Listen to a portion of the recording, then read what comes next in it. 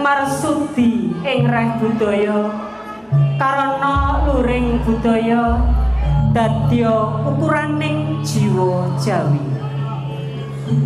Katentreman, kabagyan miwah kawilujengan mugi tansah kapatedhakna dumateng panjenengan sedaya lan kula. Kula nuwun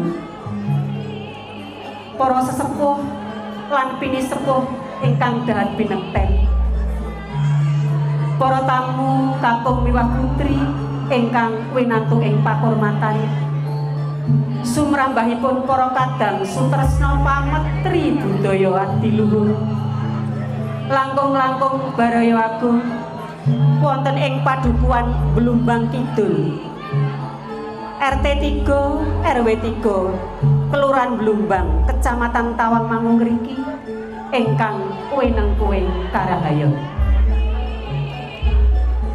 Sasampunipun panjenengan sedaya lan kula sami pinanggih ing kawilujengan, sumangga sareng-sareng ngunjukaken raos syukur ing ngarsa dalem Gusti kang akarya jagat.